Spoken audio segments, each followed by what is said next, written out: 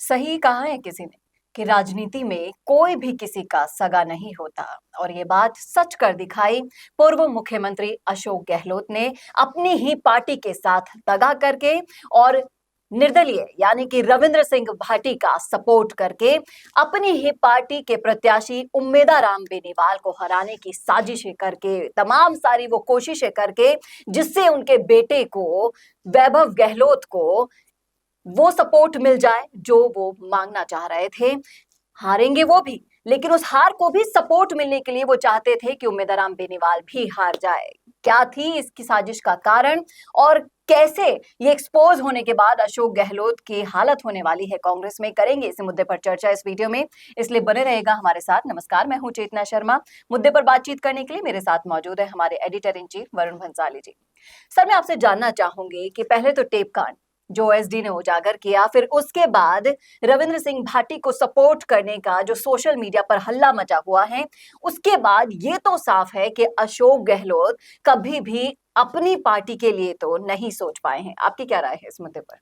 इससे पहले 25 सितंबर वाले कांड को भी आप मत छोड़िए, जो जी। आलाकमान का कहीं ना कहीं पूरी तरह से विरोध कर दिया था, वो भी पूरी तरह से साफ हो गया है कि हाँ, मुख्यमंत्री गहलोत ने ही करवाया था।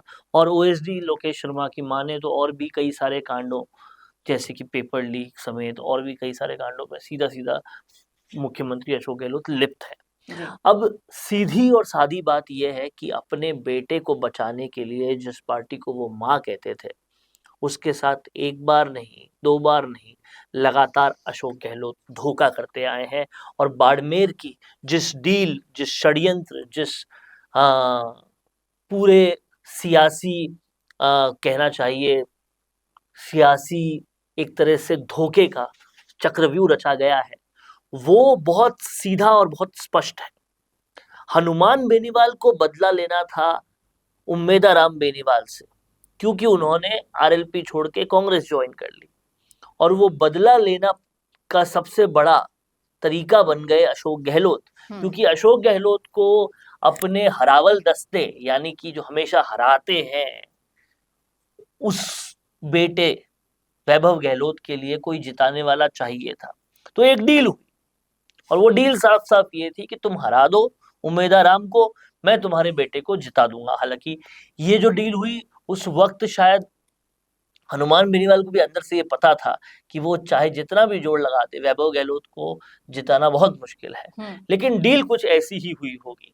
और इसके लिए जो सबूत पेश कर रहे हैं, इस वीडियो में भी आपने बताया कि जिस तरह से सेम गाड़ी के नंबर सामने आ गए हैं, जो रविंद्र भाटी के लिए भी यूज होती है और वही गाड़ी मुख्यमंत्री गहलोत के लिए भी यूज होती है, तो इससे साफ और स्पष्ट है कि आप रविंद्र भाटी को क्यों सपोर्ट कर रहे हैं, जो कि आपकी कांग्रेस का कैंडिडेट तो उम्मेदराम बेनीवाल है। इससे बहुत साफ साफ चीजें हो रही है कि आप आज भी कांग्रेस के खिलाफ खड़े हैं, कांग्रेस को खत्म करने के लिए खड़े हैं, और शायद इसीलिए पिछले विधानसभा चुनावों में भी आपने एड़ी चोटी का जोर ऐसा ही लगाया कि कांग्रेस खत्म हो जाए, और ऐसे ही टिकट बंटवारे आपने किए, जिसका आरोप भी आपके ओएसडी लगा रहे थे।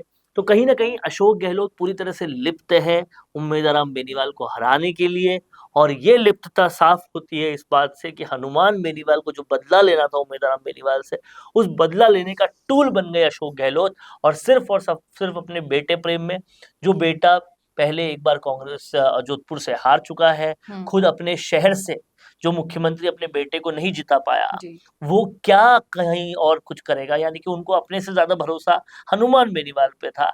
और इससे एक बहुत स्पष्ट बात ये भी होती है कि आपको ध्यान होगा पिछली बार जब जोधपुर से चुनाव लड़े थे वैभव गहलोत, तो मुख्यमंत्री ने कुछ ऐसी भाषा का उपयोग किया था जोधपुर में कि मैं आपको अपना बेटा सौंप रहा हूं। उस इमोशन से भी जोधपुर वाले नहीं पिघले और उनके बेटे को नहीं जिताया, तो जालौर तो बहुत दूर की कौड़ी है।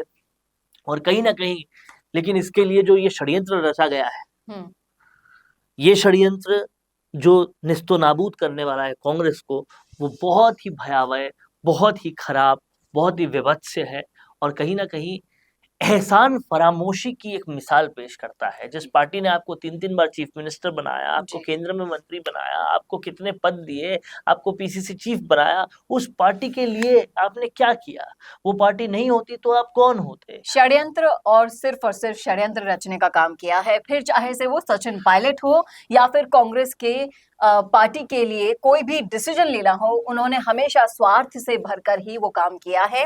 इसके अलावा ये तो हुई अशोक गहलोत की बात, इतना बड़ा खुलासा होने के बाद भी अगर आलाकमान एक्शन नहीं लेती है, तो आप समझ सकते हैं कि कांग्रेस किस दिशा में चली जाएगी। किस दिशा में जाती है, आलाकमान की क्या मजबूरी है, वो मजबूरी फाइनेंशियल है कि नॉन फाइनेंशियल है, उस मजबूरी के पीछे क्या है? क्योंकि कई बार ऐसे मौके हुए जब आलाकमान को पता था कि वो क्या कर रही है।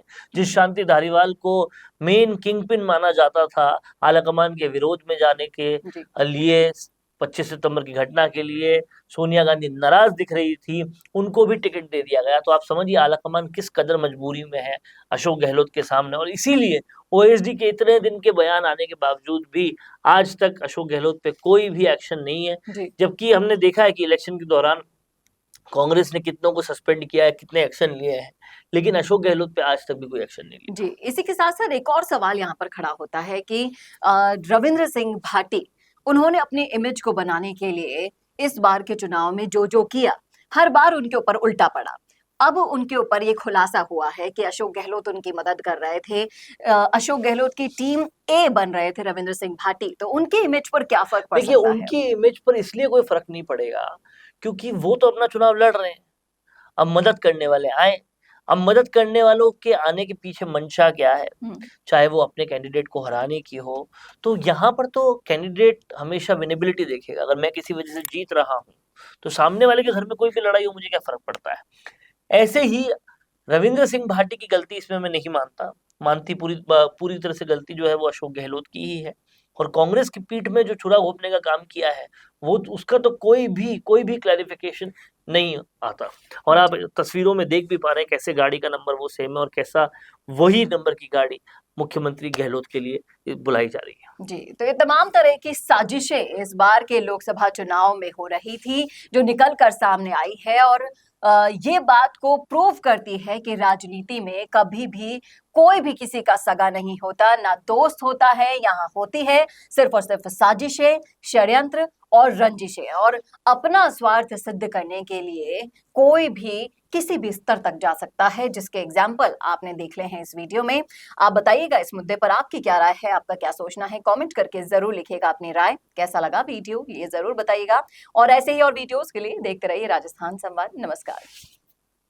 कोरोना सोल्टेक क्वालिटी, डेडिकेशन और कस्टमर सेटिस्फेक्शन को प्रायोरिटी पर रखते हुए हर इंडस्ट्री की इलेक्ट्रिसिटी में कॉस्ट सेविंग कराने और उन्हें रिन्यूएबल एनर्जी की ताकत देने के लिए लगातार काम कर रहा है। क्योंकि कोरोना सोल्टेक में हमारा मानना है कि देश के रिसोर्सेज को सस्टेनेबल बनाने के लिए जरूरी है कि हम सबका उसमें बड़ा कंट्रीब्यूशन हो।